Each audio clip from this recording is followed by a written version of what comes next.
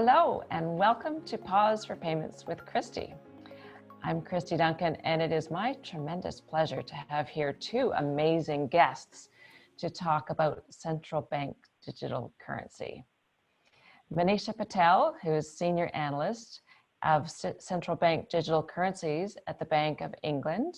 Welcome, Manisha. Hi, Kristy. Thanks very much. And Tracy Molino, who's counsel leading the payments and financial services practice at Dentons law firm in Toronto. Welcome, Tracy. Thanks for having me, Kristy.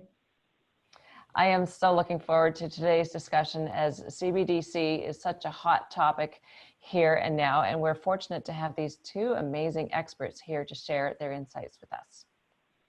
So maybe we should just start off the discussion by defining, what do we mean by CBDC, or central bank digital currency, so everybody's on the same page.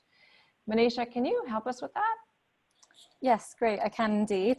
So a central bank digital currency is just a form of money issued digitally or electronically by a country's central bank. Now, that was a very high-level overview, so I'm just going to add the context.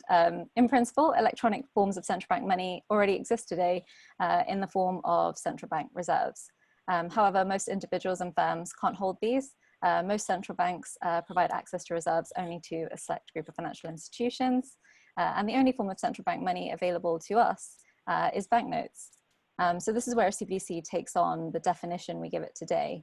And a central bank digital currency would be an electronic form of central bank money, more widely available than reserves. So going further, there are a range of different types of CBDC. So at one end of the spectrum, we have the universal retail CBDC, which would be available to the general public for use as a form of payment and store of value. And at the other end, we have a narrower wholesale CBDC, which would expand reserves access to a select group of non-bank financial institutions. And kind of the work that the bank has been doing has been focused on the first, so a retail central bank digital currency. And it's important to say that I guess CBDC would be an innovation in both the form of money provided to the public and also the payments infrastructure on which those transactions take place. And I guess also I should add what a CBDC isn't.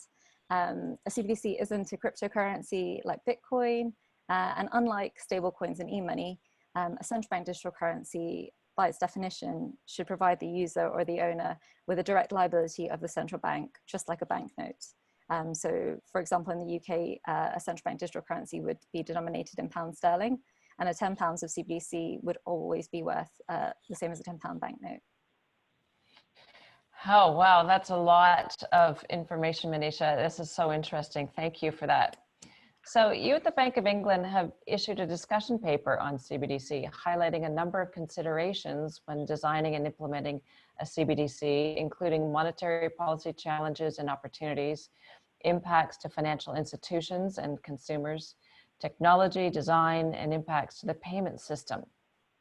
Can we start going through some of these? Manisha, you've considered CBDC in the context of how the Bank of England achieves its objectives of maintaining monetary and financial stability. Can you expand on that for us? Sure. So as you mentioned, the Bank of England, as the central bank of the UK, has two main objectives: to maintain monetary and financial stability. And within this, I guess we're responsible for both the issuance of money in reserves and banknotes, as I discussed, and the bank itself runs and supervises various payment systems. So actually in the UK, the bank runs the real-time gross settlement service system, which processes about a third of the UK's annual GDP every day. And we also supervise other payment systems, which we are considered to be systemically important to the financial system or the wider economy. So hopefully it's clear that we have a very important role and interest in money and payments. And so when it comes to CBDC, I guess it comes down to this question of, as the issuer of the safest and most trusted forms of money in the UK economy, should we be providing the public with electronic money as a complement to banknotes? And so our discussion paper kind of explores a number of opportunities for how CBDC could do this. So a CBDC could support monetary and financial stability by supporting a more resilient payments landscape through providing households and businesses with the means to make fast, efficient and reliable payments, and to benefit from an innovative, competitive and inclusive payment system. Now, CBDC could also help to meet the future payment needs in the digital economy by enabling the private sector to create products that support greater choice for consumers. A CBDC may also provide a safer and more trustworthy payment service through ensuring continued access to the public to a risk-free form of money issued by the central bank. And this could be especially important in the future as we might see cash use decline and new forms of privately issued money become more widely used. And lastly, I think it might be a building block for better cross-border payments in the future. And I think like many central banks, we recognize that there's also policy challenges that may be introduced via CBDC. So I think it's important that those are carefully considered and managed. And that's why, importantly, the Bank of England hasn't come to a decision yet about whether to issue a CBDC, but we're looking to engage widely on doing so. Wow, that's a great piece of work, and it's so fascinating, and it really looks to the future with innovation. Who would have thought innovation in a currency? But it's all really important, and I love the work that you're doing. Thank you for sharing that, Manisha. Tracy, you've looked at the potential impacts to consumers and financial institutions. Can you tell us how you think a CBDC might impact these key stakeholders? Sure, I'm happy to. And one of the things that I'll add just from the outset to help differentiate Canada from the UK, the Canadian Central Bank, the Bank of Canada, is a slight outlier internationally in that it actually doesn't operate a wholesale or RTGS real-time gross settlement system. So I think a lot of the discussions around central bank digital currencies and wholesale payment systems, sometimes they tie into this aspect of the central bank as sort of an owner and operator of a payment system.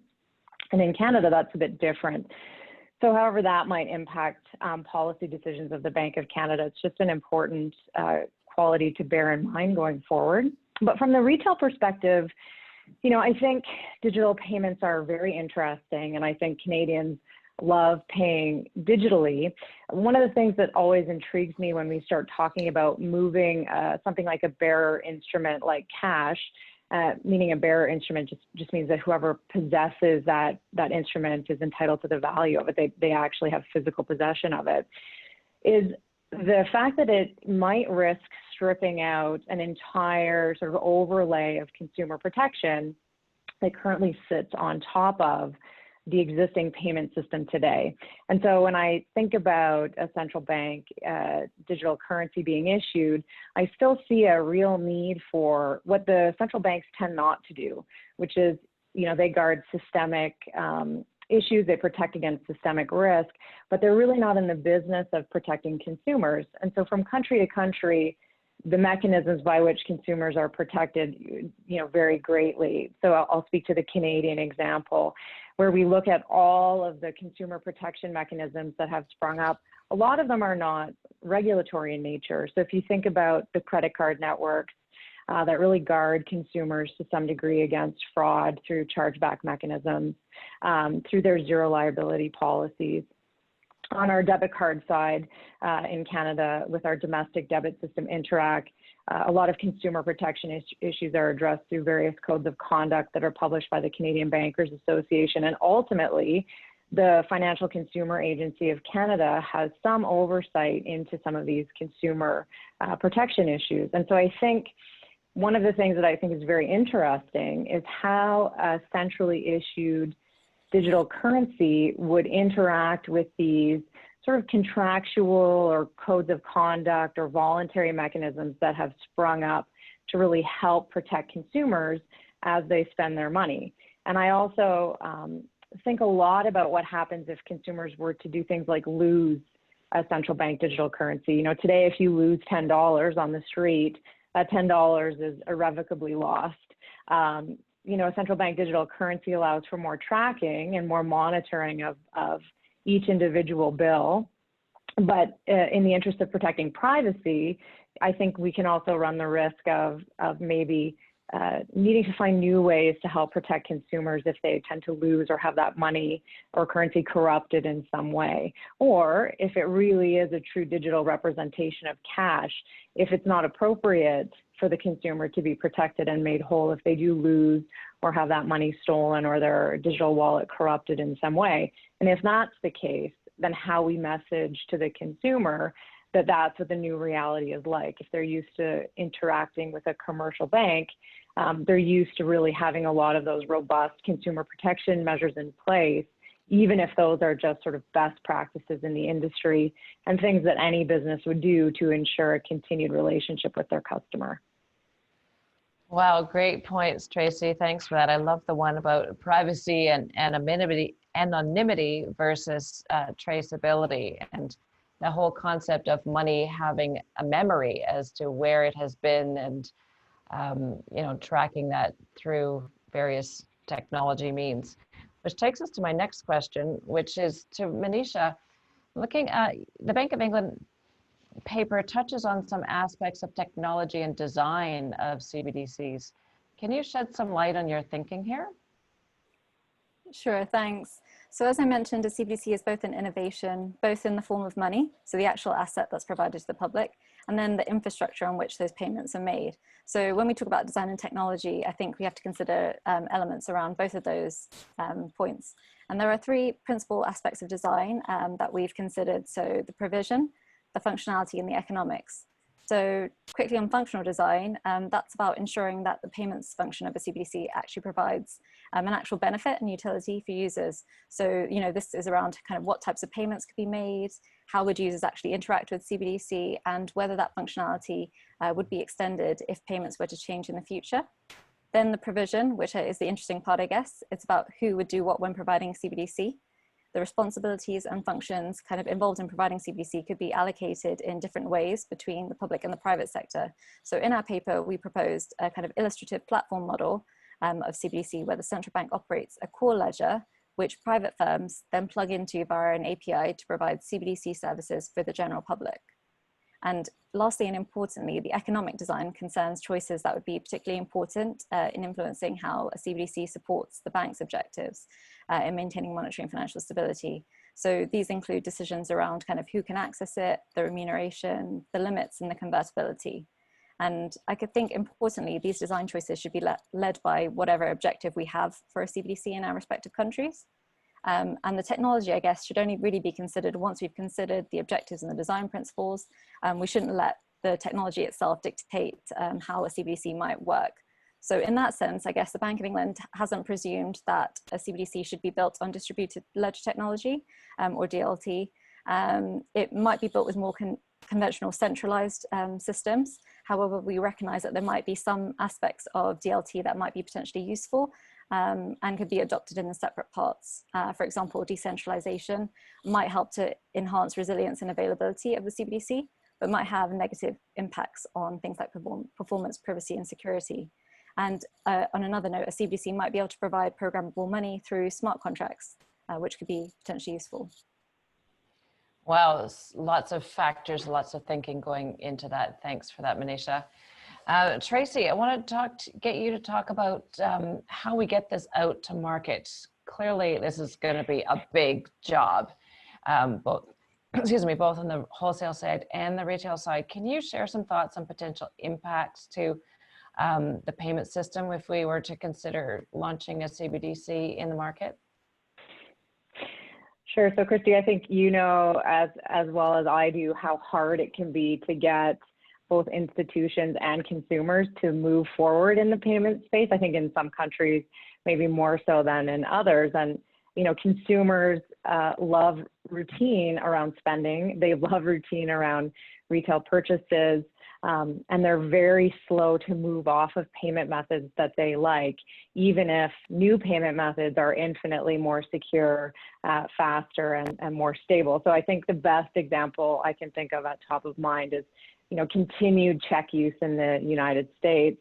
You know, there are definitely payment methods that are vastly more secure than paying by check. And while check use has continued to decline in the US, it still remains a rather popular method of payment. In Canada, it's still quite popular on the business side, even though we do know that, you know, payment could be made much more efficiently and more securely with some electronic methods that have been available for many years.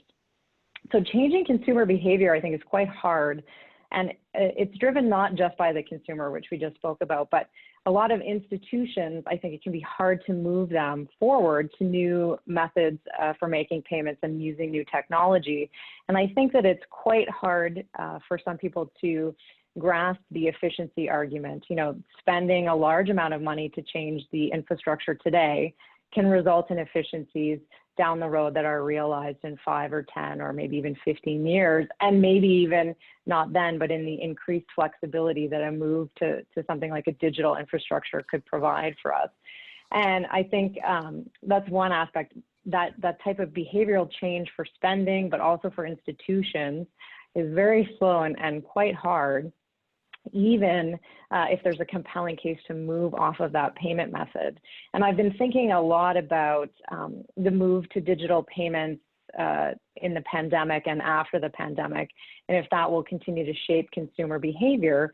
And I think on the one hand, you know, when Manisha was talking about the capacity to enable smart contracts in a digital economy, I mean, think about how much easier it would be to push funds out in the case of a global pandemic to the people who need it the most, right? If everybody is essentially banked either through a central bank account themselves or through a commercial bank, if the government or the central bank need to enact monetary policy or relief payments, you know, think of how easy that would be comparatively speaking.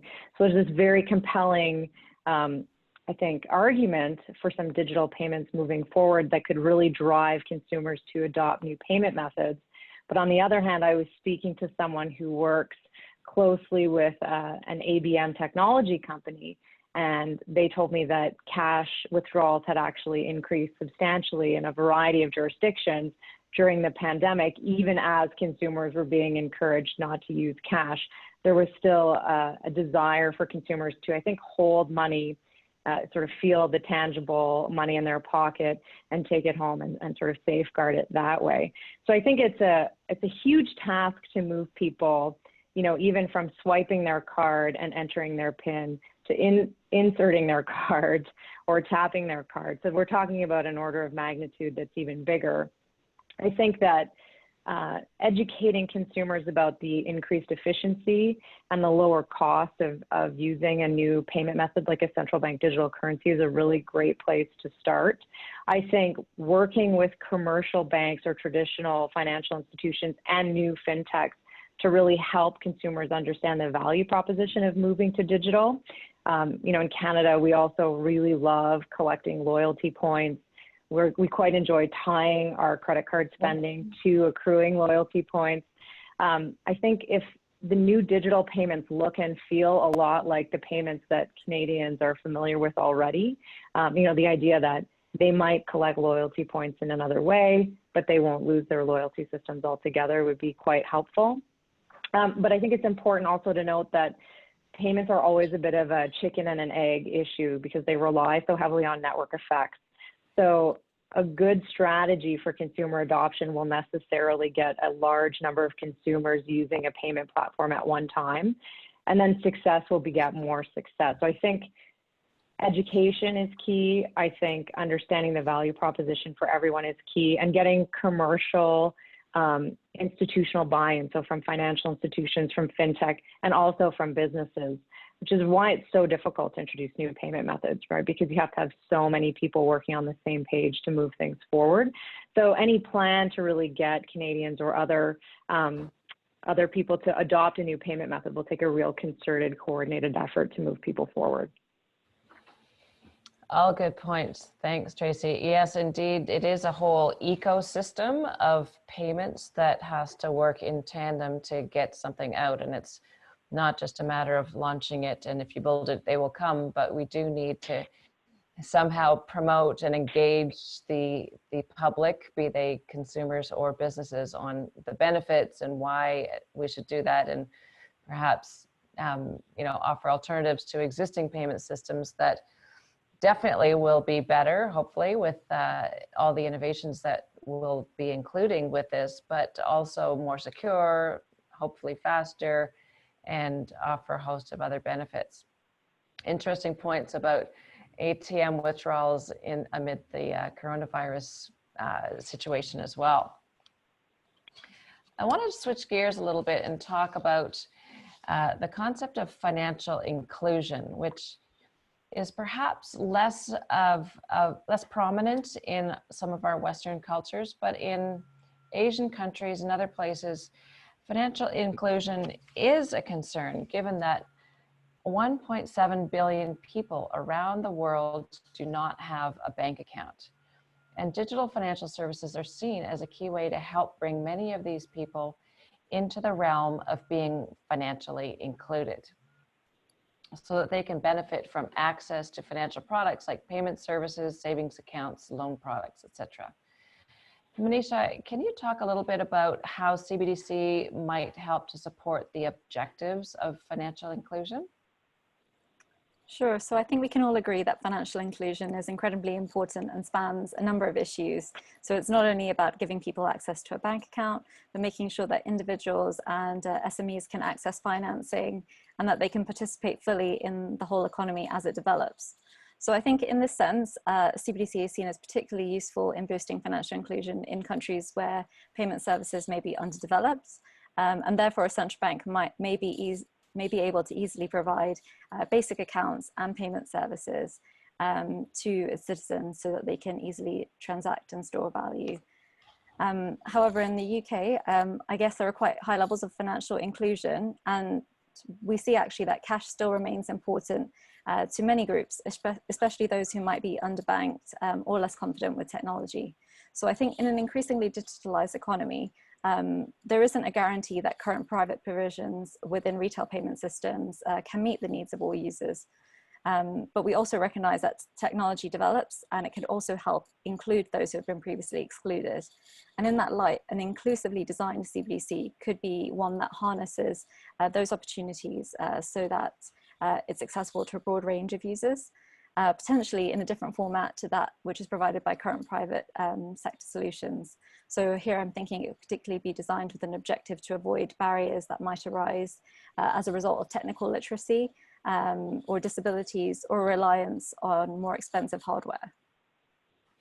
Wow, all really great. Can I add to that too, because I think that's a really exciting aspect of the concept of a centrally issued digital currency and financial inclusion, because the incentives to develop an accessible technology are obviously very different in the private sector than in the public sector. And one of the concerns that I have as technology moves forward is that an increasing number of people in Western countries as well will get left behind by complicated terms of service, or they get left behind in needing to have the appropriate software or hardware or an understanding of the technology to move forward. And I think this is where a central bank or another public institution can really work to make a digital currency accessible for everyone in ways that the private enterprise might not be encouraged to. So I think that's a really great point. I think it's very exciting from that perspective.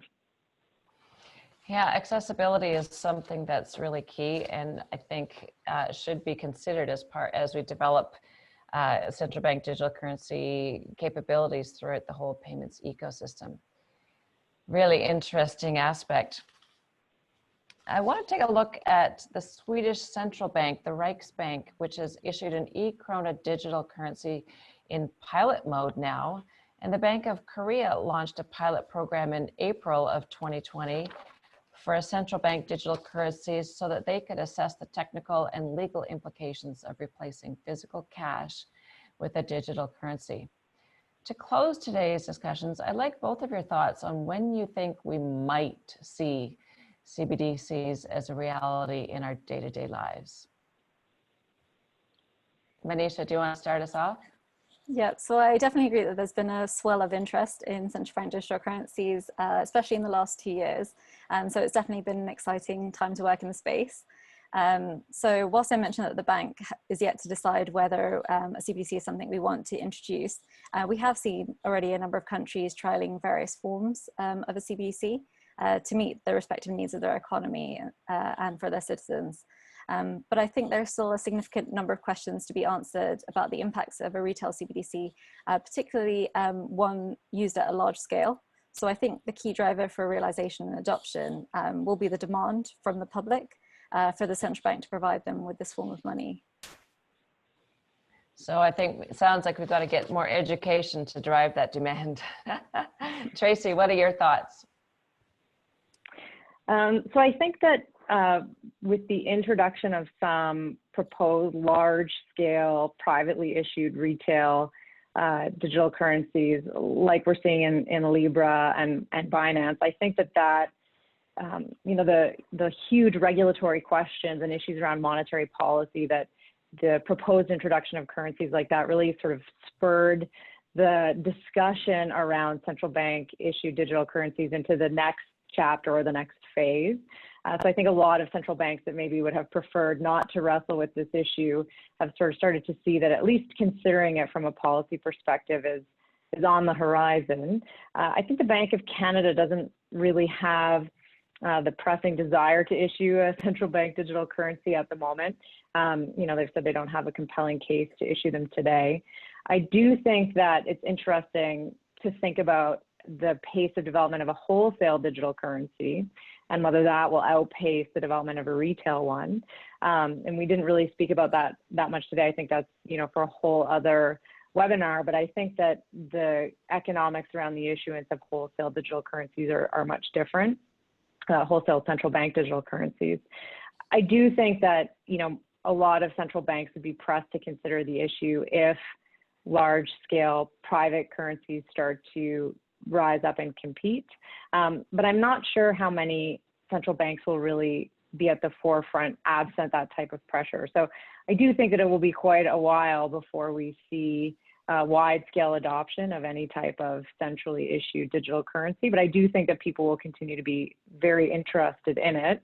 And it will be interesting to see how that interest either increases or decreases in the current economic and social climate as well. Well, this has been an absolutely fascinating discussion, and I want to thank both of you, Manisha and Tracy, for your awesome insights and informative thoughts. It's been absolutely captivating for me, the payments geek, to have this discussion, and I want to thank you both. Thanks, Kristy. Thank you so much for having me. It's been wonderful. Thanks for participating.